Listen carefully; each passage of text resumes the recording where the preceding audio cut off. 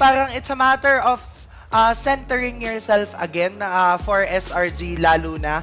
Kasi medyo nandito sila sa sitwasyon na hindi na natin isusugarcoat, do or die, literal.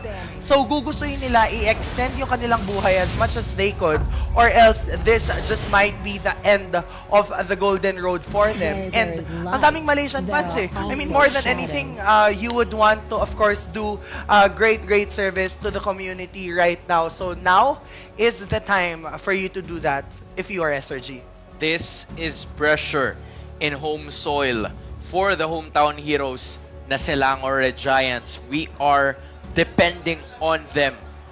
Malaysia is depending on them to make a reverse sweep. Given the support na meron sila, tama ka, Auntie Anara, it's gonna take a lot for them to bounce back. And ang naging umpisa dito ng SRG, tinanggal na nila yung show na ginagamit ng TLID for the past 2 series. Yep. Or 2 games, rather. Yes. Yung Louis din also na Yezkiel has been very successful in using para hindi din makapag-Belerik. Interestingly enough, mukhang gusto nilang makuha yung Bruno. Pero ang tanong ay, Jusin or Bruno, ano yung gugustuhin mong ibigay? Or ibigay mo parehas para may trade ka at the very least, right? If you are TLID. Throwaway na, no? Parang Mathilda, mag-ban ka na lang ng ganon. Para at least, kung makuha nila yung Jusin, at least meron kang Bruno. Or kung makuha nila yung Bruno, at least meron kang Jusin. So now, it's a matter of picking your poison. Kasi, for sure, yung isa sa magiging picks again ng TLID ay yung Suyu. Na kanina, very effective yung performance coming from Fabian. But, it looks like they are choosing their poison and their poison is Bruno. Yeah, Bruno, got the Suyo available, pero Bruno's too tough to give to TLID. Kaya ang SRG, pipiliin nila yan para dito kay Innocent. Now you mention it. Hilda, Suyu. Yeah, ang daming options dito. Yung Eve talaga.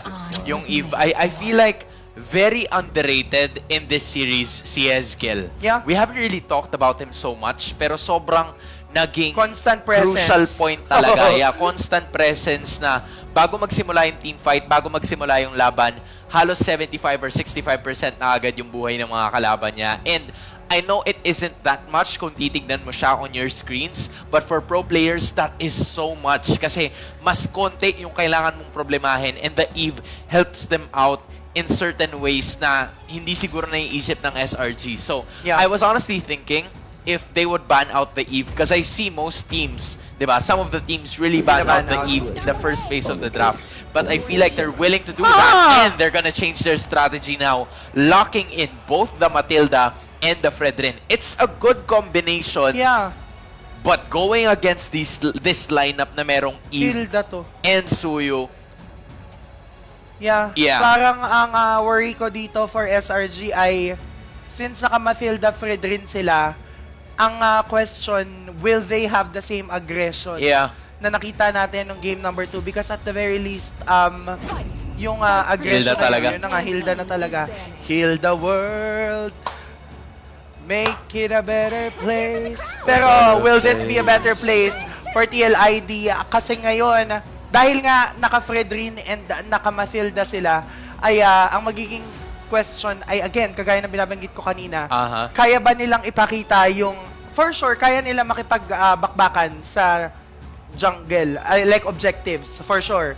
Neutral objective, turtle, ganyan. But the moment na magkaroon na ng Lord, yun yung medyo mas worry ko. Yeah, the risky point here para sa Selangor Red Giants is that, yes, they do have mobility. I think the goal for SRG primarily is yung mobility. Kasi yun yung sinusubukan nilang lutasin, yun yung sinusubukan nilang habulin ng game number 2. They were trying to allocate most of their resources, kaya binandi nila yung chip. So para kahit papano, mas lamang sila pagdating sa paggalaw around the map. Kasi if they don't do that, it's gonna be a little difficult for them given na meron silang Bruno na kailangan mag-scale, tapos meron pa silang Eve na kailangan nilang pansinin in terms of team fight. And considering na yung mga skills na binibitawan ni Yehezkiel ay talagang may hulog every single time, kailangan mong gumawa ng paraan para makagalaw siya around the map.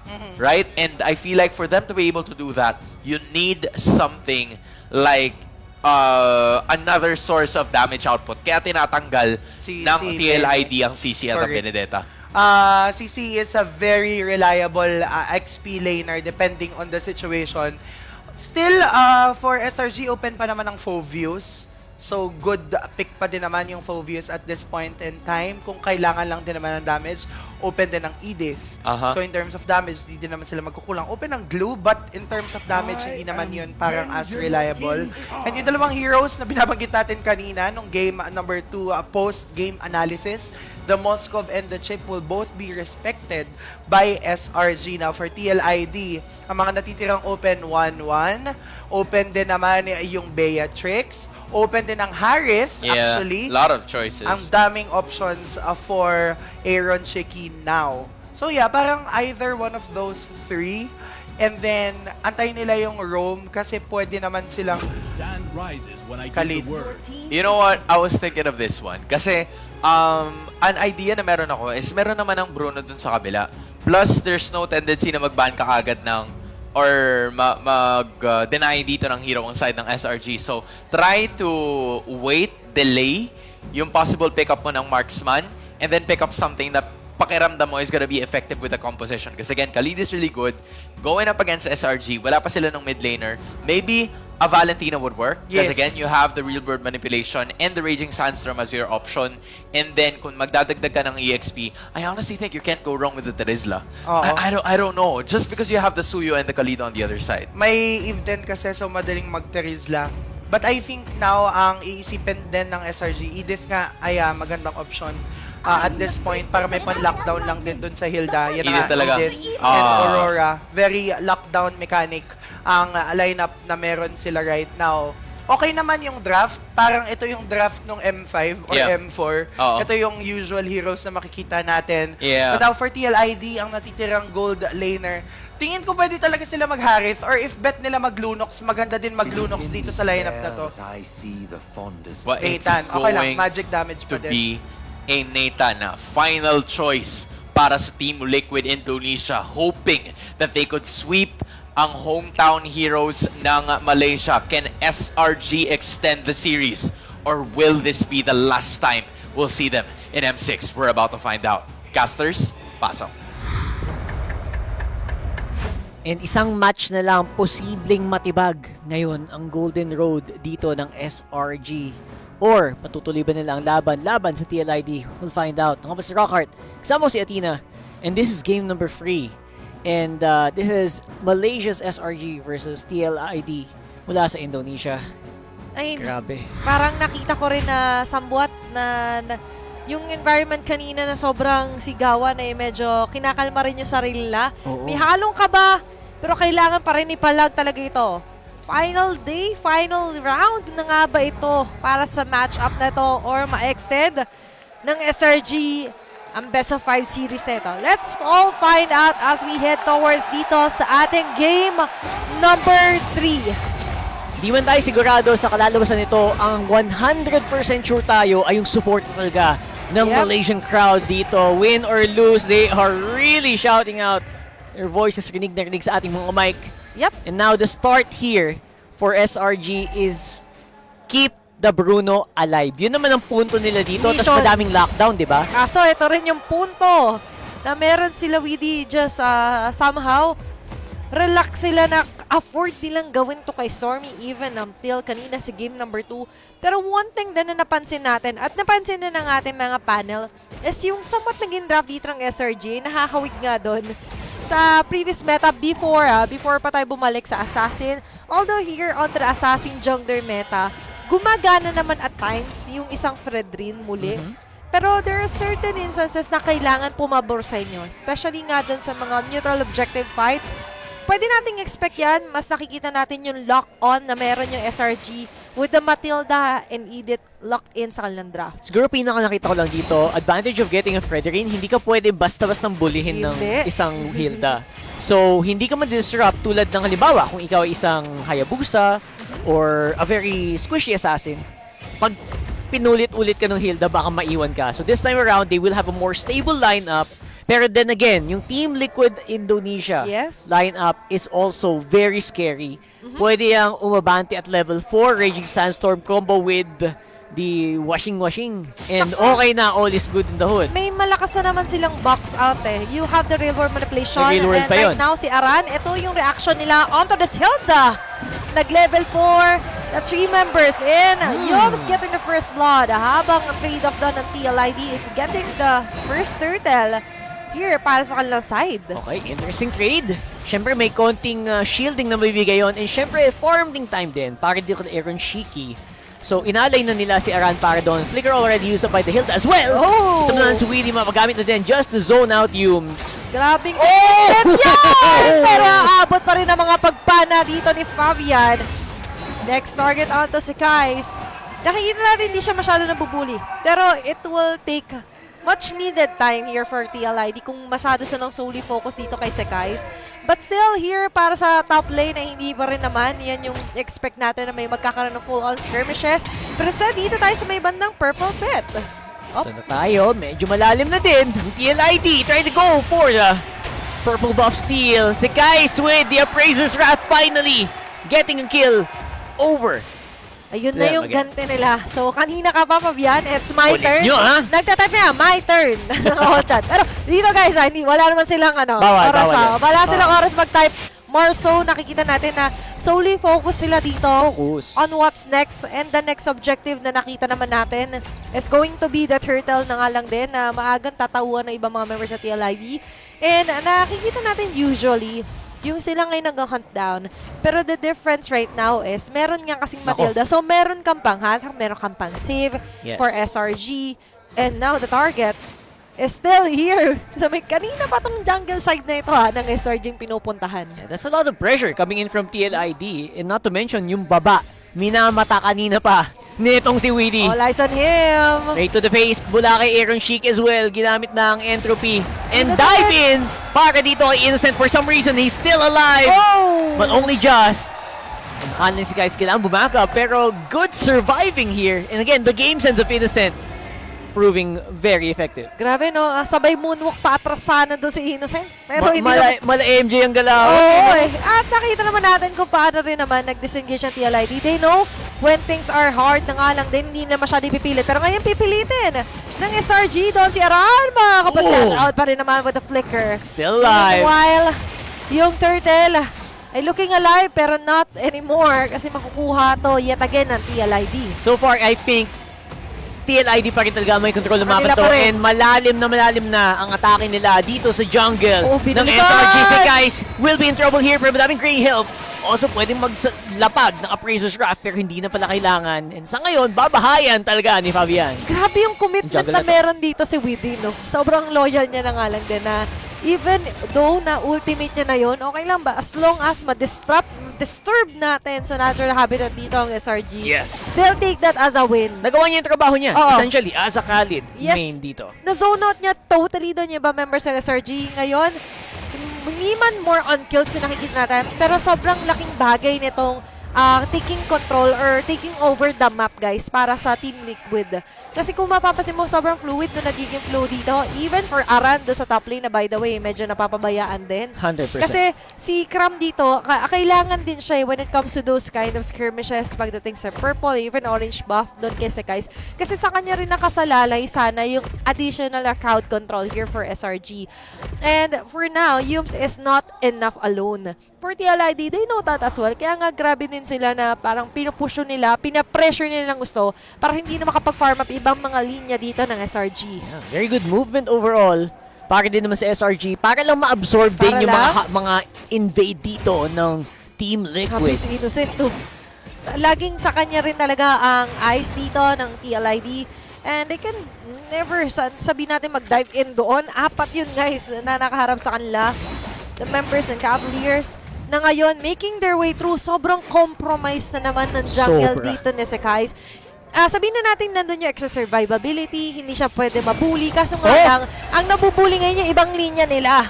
Diba? Wow. Kung hindi ikaw, sige, iba na lang. Kita mo naman, after that engagement, TLID ngayon mapapaatras. Cram gonna go down very soon here. And Fabian. Innocent, mabawati yung buhay. Hindi makaabanting Sa likod. talaga. Stormy and si Guys, it's a 2v3 dito sa harapan.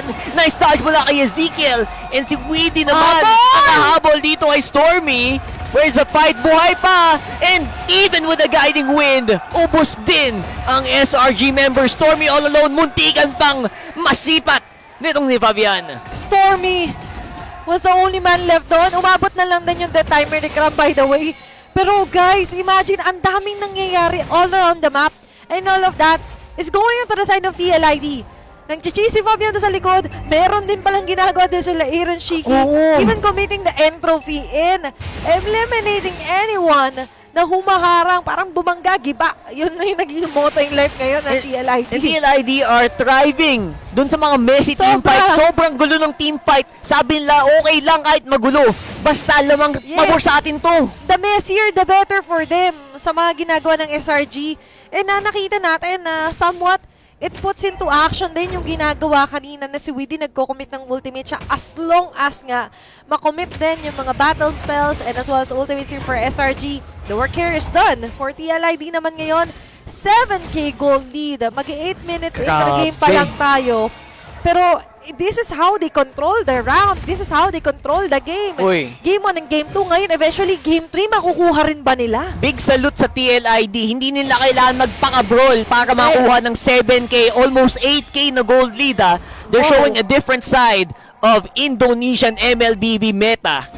And this is the importance kanina na pinapili tayo, tinanong, what is more important, micro or macro? Ngayon, TLID, realize nung importance din ito, finding the balance in between. Ito yung in between talaga eh. You're getting the kills, but you're also getting the objectives. Diba guys, tingnan nyo, yung kill score natin, turret score, and as well as yung objective score, lahat na sa side na TLID. And now, even their micro, even their pick off is on point here sa Selangor na Giants. Cram will go out with the Primal Rat. Pero looks like mapapatras din siya and naiwan na naman si Guys doon. Si Ums can't even go for the backup. Hindi man na maka-guiding wind para maligtas yung jungler nila.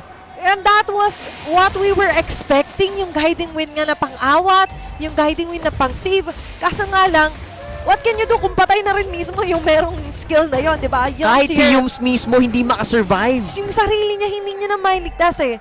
So what more for other members ngayon? So they're left right now to somehow clear off the wave. Diyan umasa na maka-farm up enough dito sa Innocent.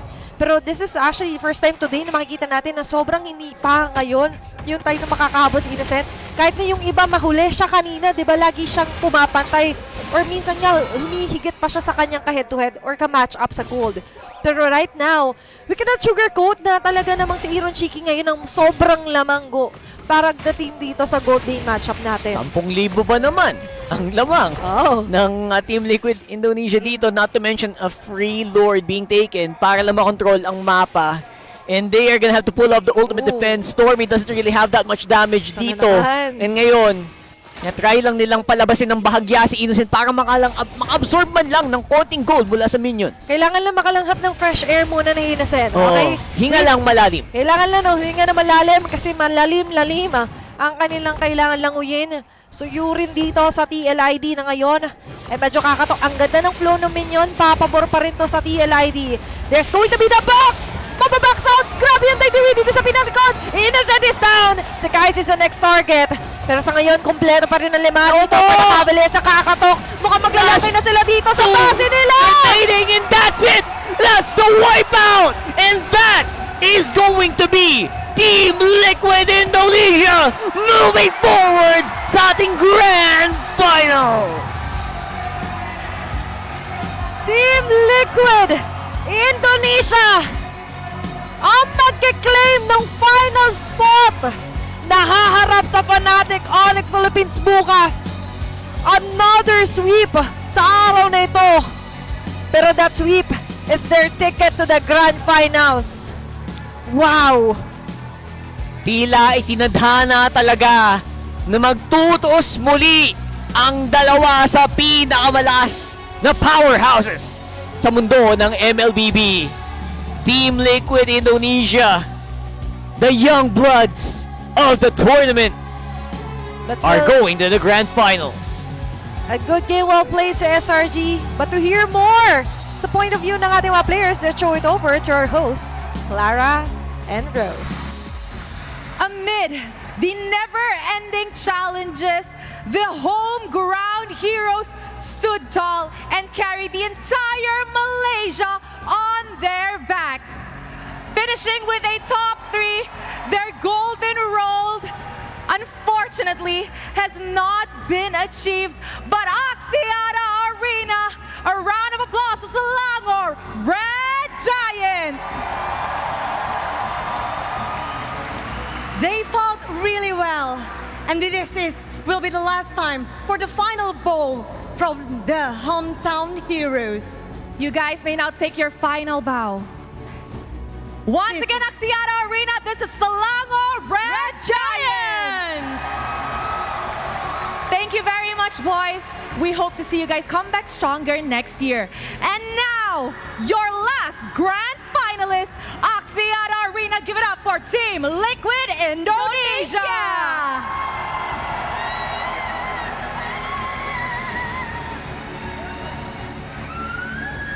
They started crumble, but now they're come back stronger in this knockout stage. Okay, Indonesian teams, this is Axiata Arena. We did 3-0 on this final lower bracket. How do you guys manage to come back to this stage stronger? And how you guys manage to make it 3-0? Widih, kok 3-0 ini? Keren banget. Kita fokus di evaluasi kemarin sih, terus ya secepat mungkin belajar lah dari kesalahan kemarin gitu. So they learn really fast. They want to make it better for the next. But how you guys manage to learn it really fast? Because your gameplay is really strong now. Widih, gimana sih caranya? Secepat itu kalian belajar? Karena kita mau jadi juara, jadi kita harus belajar secepat mungkin gitu sih Budi. Belajar secepat mungkin. Kemenangan ini benar-benar dinantikan. Dan pastinya kalau dari Widih sendiri, seberapa susah sih untuk Widih 3-0 ini? Susah banget sih, soalnya kan kita hitungannya penggagal salah satu kandidat Golden Road kan. Jadi ya meskipun susah, cuma emang mungkin udah takdir kita aja gitu ya. Facing Selangor Red Giant, the Golden Road journey. So yeah, they say that it's hard. Yes, it's definitely hard, and we can see that they've actually prepared a lot for this matchup. Aaron Shiki. Aaron. Okay, come here. Now, Aaron, I want to ask you. You just faced Innocent in the gold lane. He just won Breakthrough Player Award for M6. Was it hard, honestly, preparing for this matchup against Innocent? Yes. Susah. Innocent so hard. Innocent. Okay, it was hard to go up against Innocent. Now, what was the challenges you faced preparing for today? Especially, look, Axiata Arena, the entire arena is cheering for Selangor Red Giants. Do you feel pressure? Saya tidak ada pressure. Don't feel Nggak ke pressure maksudnya. You don't feel pressured at all. So do you think that it's more buff for you when you see everybody cheering for your opponent? Rasa buff ta? Entire arena cheer untuk Selangor Red Giants tadi. Apa? Mungkin karena ada orang spesial aja kali. Jadi ya. Oh! There's a special someone! What do you want to say to that special someone? Rahasia. No. Say. Don't say the name, but like a message to the special someone. Mau cakap apa dekat special someone? Makasih yang udah, makasih terus. Dan lagi makasih pokoknya. Thank you. Ya. Thank you. Simple, neat. Thank you. He's secretive. It's a secret. Maybe if he wins tomorrow, he will expose. Who knows? Ooh, we will wait for it. But after Aaron has to face Innocent, it's really hard. But now, Aaron, as the oldest one here, as the captain here, ini adalah panggung internasional pertama tim Liquid. Panggung yang membawa banyak memori. This stage has a lot of memory for Indonesian. So, how confident? Seberapa pede sih for Aaron to bring Team Liquid ID to the glory, to the champion? Karena ini tempat kita dapat M1 dulu, jadi semoga kita bisa dapetin M6 sih. Amin. Semoga. Yeah. Tapi melihat bagaimana perjalanan kalian yang naik turun, tren ini begitu kuat untuk Aaron. Sekarang Team Liquid ID begitu kuat. Apakah ini memang udah top play of Team Liquid ID? Is this the top play Team Liquid ID has? Let's see tomorrow, Bude. Oh, let's see tomorrow. Yes, and from what Aran said, actually, this is the 4 walls where they crowned M1 champion from Indonesia, which is EVOS. They're hoping that this will be the 4 walls that crowns them this time around. Now, Fabian. Whoa, both mics. Hi, Fabian. You feeling good? What? You're feeling good? Yes, I'm feeling good. You're and feeling happy. good and happy. Definitely, you should be feeling good. Clean sweep up against Selangor Red Giants. Now that you're in the grand final, once again, you will be going up against King Kong. Now, you've met him twice already. Do you think you'll be ready to meet him again for the 3rd time tomorrow and hopefully get different results? Ay, Tana, banyak cakap pa. Yang penting saya main aja lah. You don't want to say so much, you just want to play tomorrow. Yeah. Do you have anything to say to him?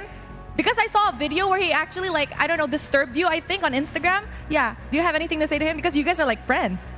For King Kong, love you King Kong. But Bromance. what do you guys talk about? Kalian ngobrol apa sih pas lagi ketemu? You guys are close. Are you talking about Mobile Legends? Aduh, cuma bad words lah, jangan. No. The video, I think it was a kiss cheek or something like that. Oh, Yeah. cute friendship between the players. But last but not least, we have Skill here.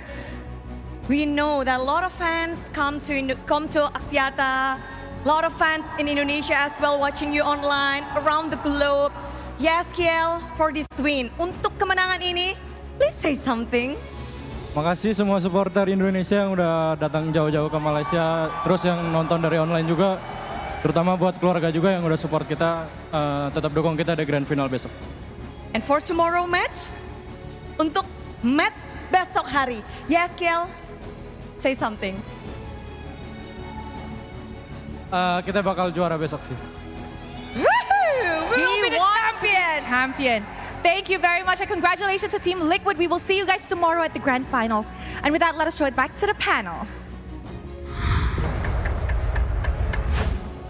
Wow, what a day.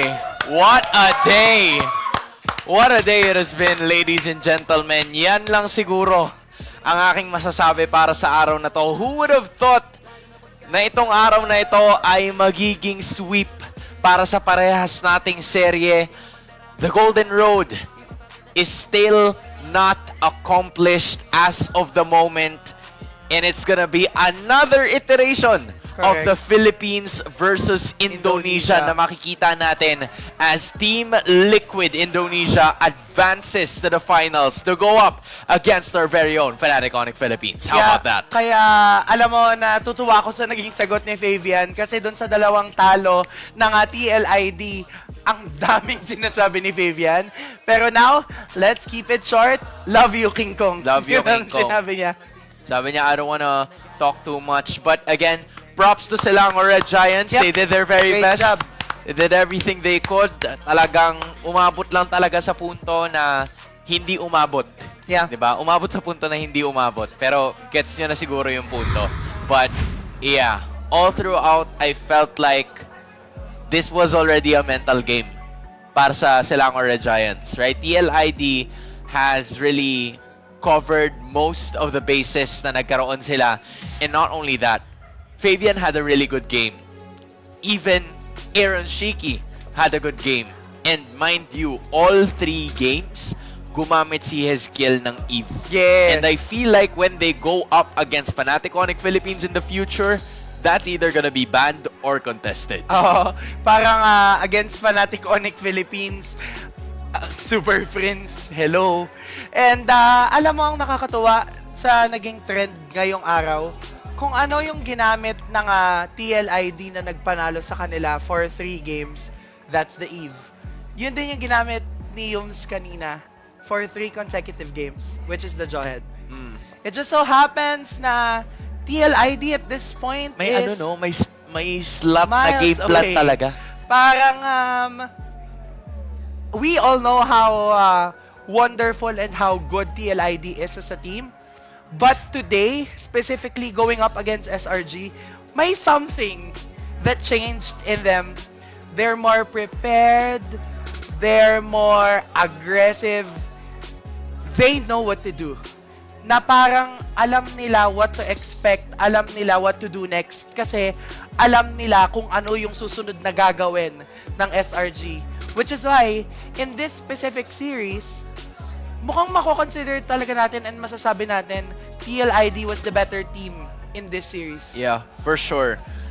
Mas naging handa talaga sila and I felt like this was also more of fatigue probably kicking in. And not only that, lagi nating minimension na sobrang importante talaga palagi ng first game. Yeah. Kasi yung first game yung magdidikta sa kung paano ang magiging ruta ng larong ito, kung ano ang magiging mentalidad ng mga manlalaro moving forward into this game. And to think that that first game lasted for at least 24 to 25 minutes at sobrang nabaliktad pa yun ng Team Liquid Indonesia, it has to affect SRG mentally. Correct. Like kahit sabihin mo na okay naman yung laro nila, okay naman yung composition, like look at it.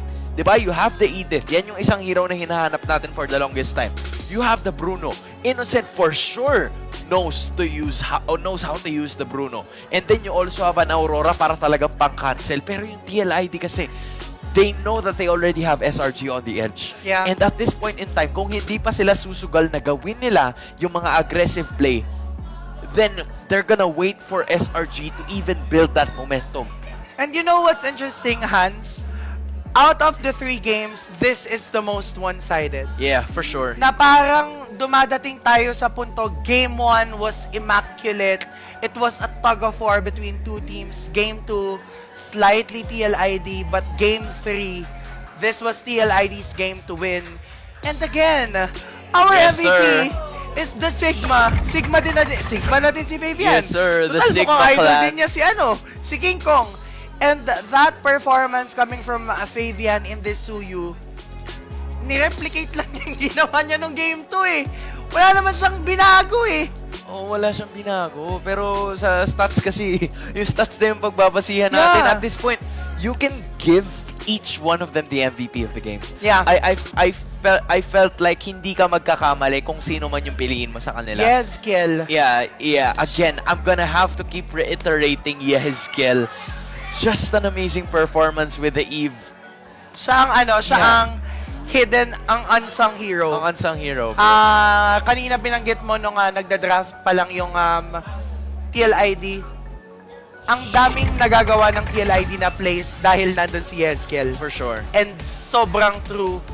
Fabian, nakikita natin, yes, yung question natin about aggression, talking about Sekais, talking about Humes, this isn't what we're used to seeing them. Parang hindi to yung parang kind of meta, kind of identity na meron yung SRG. Yes, gumagamit si Humes ng Mathilda, pero gets iba yung impact kung naka-chow siya, kung naka-kufra, kung nakatig yung other explosive heroes. And so, with that, I think wala, parang TLID talaga came well prepared in this matchup, which is why they are going up against Fnatic Onyx Philippines for the 3rd time around. My goodness. Pangatlong beses na to. Nagkita sila nung December 11. December 14 na ngayon. Nagkita sila nung December 2. Day 1. Day 1. Tapos ngayon, eto na naman sila all of a sudden. And from probably having one of the hardest roads in the entire Correct. M6 history, SRG is gonna be falling down.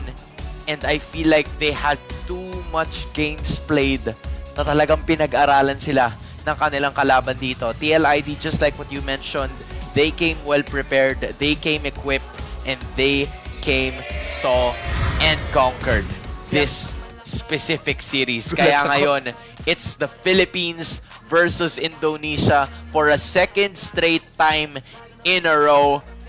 Axiata Arena, this is probably what they did. This isn't what they expected, for sure. But even so, gana pa rin naman. Kasi, kung ililipat na natin, 1, 2, 3. Diba? Kita nyo yun? Andyan na sila. Kamusta kayo? I wanna know, guys. Because I feel like, yeah, us two, personally, we didn't really expect for it to go that fast. Were you thinking of the same thing? Actually, oo, kasi naka-base din tayo doon sa prediction, actually, doon sa rank guesses. And actually, may prediction yung iba na 4-5 games. Pero to sweep, another team nakaka-sweep lang sa another lower bracket earlier, that is something na parang hindi mo talaga expect agad.